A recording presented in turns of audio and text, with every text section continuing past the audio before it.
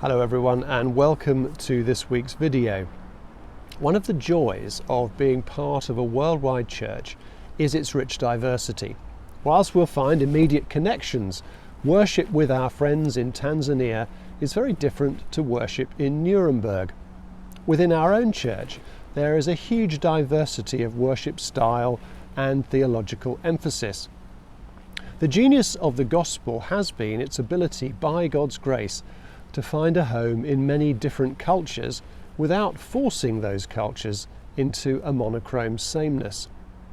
That means that the emphasis of our preaching and evangelism will be different depending on the culture we're speaking into. Paul preached very different evangelistic sermons to the Athenians than he did to Jewish people.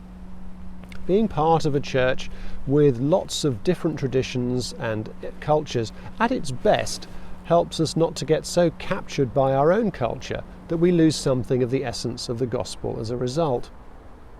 Every culture is in danger of creating a Christ in its own image rather than the Jesus we read about in the Bible. Today, we quite rightly emphasize God's love. We talk about hope and the gospel being good news. All these things are true, but love is not just unconditional positive regard. The love that Jesus displayed had an edge to it.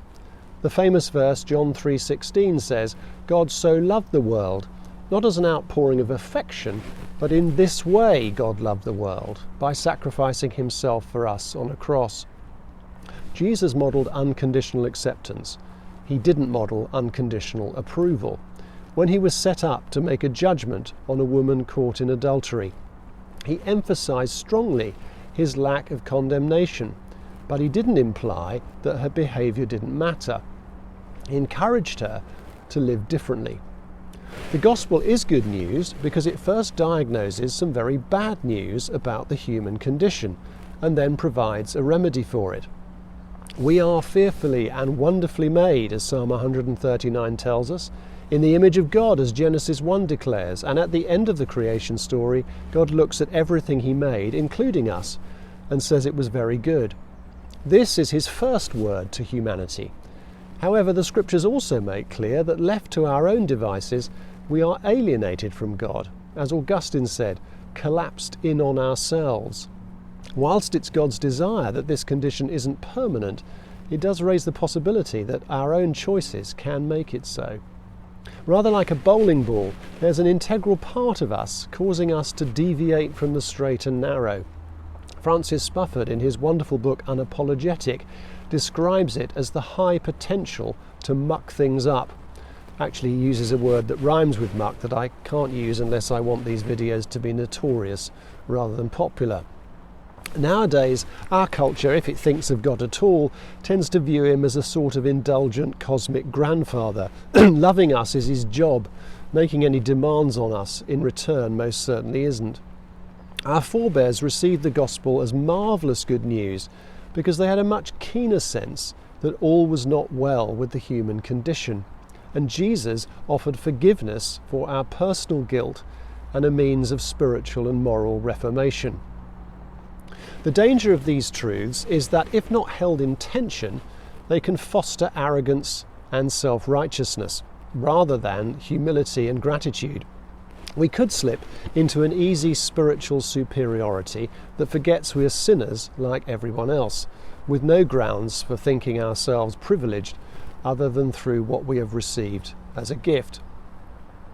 If you're tempted in that direction, the publication of the Ixa Report this week should shatter any illusions you might have had. It's a profoundly distressing revelation of individual and institutional sin within the church. Our thoughts and prayers are with the victims and survivors who had the courage to help bring these things into the light. The abuse was terrible, the covering up and therefore facilitation of further abuse arguably worse.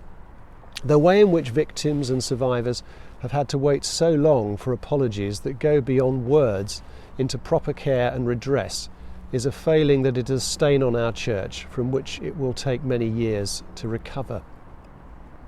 That great leader of the Jewish people, Nehemiah, although probably not born when the sin that led to the exile was committed, takes responsibility for it as a member of the community. His prayer is simple: I confess the sins we Israelites, including myself and my father's house, have committed against you. There's no attempt to evade responsibility or blame someone else. He recognised his responsibility in the now to do things differently. Now you might ask what place forgiveness has in all of this, as it's the heart of what God offers to us. To be forgiven or to offer forgiveness is not to say that what happened didn't matter. This was the naivety of failing to recognise the addictive and compulsive nature of abuse and the terrible harm it did to the abused. You do not put an alcoholic in charge of a pub. Forgiveness means we don't have to suffer the eternal consequences of our sin, because Christ has taken them for us. It doesn't absolve us of a responsibility to address these things by the grace of God. As an institution, we need to ensure our protective procedures are robust and followed scrupulously. We need to assure that all complaints are taken seriously and dealt with appropriately. Survivors need to be treated with compassion and properly supported as long as they need it. We all have a responsibility to engage with training, to grow in awareness of the seriousness of the issue, so together we can create a culture that both deters abusers from abusing and makes it as impossible as we can make it for the predatory to offend. I'm happy that we have colleagues both in our church and partners from statutory agencies who help us ensure these things are so.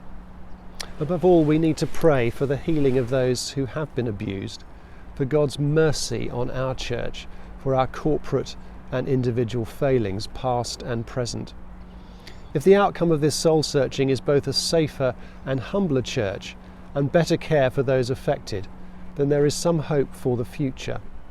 If this drives the last nail into the coffin of the illusion of power, privilege and self-righteousness and makes us a humbler, more dependent people, at least we will more faithfully be the church Jesus always envisaged we could be.